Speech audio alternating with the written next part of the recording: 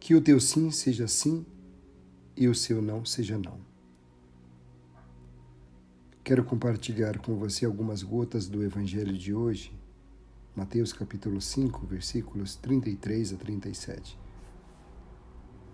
No Evangelho de hoje, Jesus ensina a seriedade que deve haver em nossas palavras e como o nosso falar não deve ser medido pelos nossos juramentos, mas sim por nossa integridade.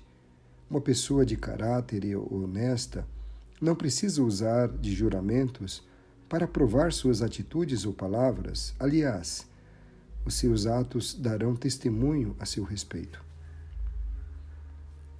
Precisamos usar da nossa palavra e que ela tenha uma força em si mesma. Antigamente se dizia que a palavra deve ter a força do fio do bigode. O Evangelho de hoje nos chama a atenção a questão do juramento. As pessoas do tempo de Jesus, não raras vezes, tinham o costume de jurar. Porém, usando deste artifício, não se davam conta de que aceitavam mesmo que inconscientemente a mentira.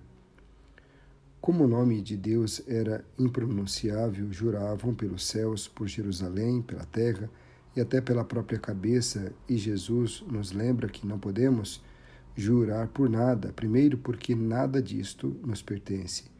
E segundo, como já mencionei, o juramento pressupõe a inverdade, a mentira. Jesus nos pede de não jurar e nos recomenda que o nosso sim seja sim e o nosso não seja não. Seguindo este trocadilho de palavras, qual a necessidade de jurar, seja lá pelo que for? Aliás, se o juramento fosse lícito, a única coisa pela qual poderíamos jurar seria pelas nossas limitações, a única coisa que realmente nos pertence.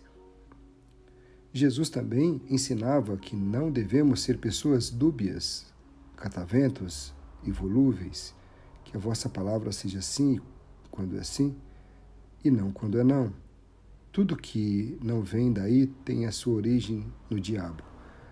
Como têm sido as tuas palavras com o teu marido, com a tua esposa, com o teu pai, com a tua mãe, com teus filhos, com os teus colegas de trabalho, lá na comunidade, na igreja, com Deus, lá na conversa com os amigos, lá no teu futebol, lá na tua vida social?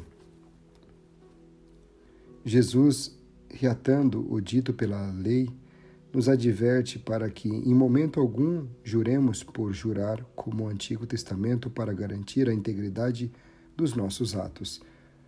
Assim, nas sociedades antigas, a ausência de um sistema judicial como nossa sociedade dependia que o povo falasse a verdade um para o outro. Por isso, o juramento mantinha a obrigação do povo em falar e fazer seus negócios honestamente.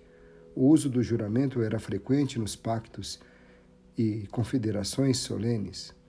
Era um apelo a Deus para que se servisse de testemunha em um pacto ou uma verdade a ser dita. A violação de um juramento tinha resultados sérios. Os juramentos judiciais eram reconhecidos pela lei. Os juramentos eram usados para confirmar um pacto, esclarecer controvérsias, estabelecer concertos, mostrar a imutabilidade do conselho de Deus, definir as responsabilidades sacras e no cumprimento de atos judiciais.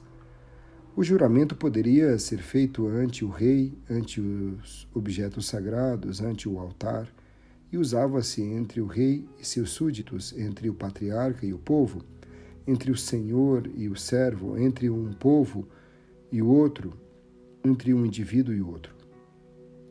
Atos simbólicos eram simbolizados no juramento como levantar a mão direita ou as duas mãos aos céus e colocar a mão sobre a outra pessoa.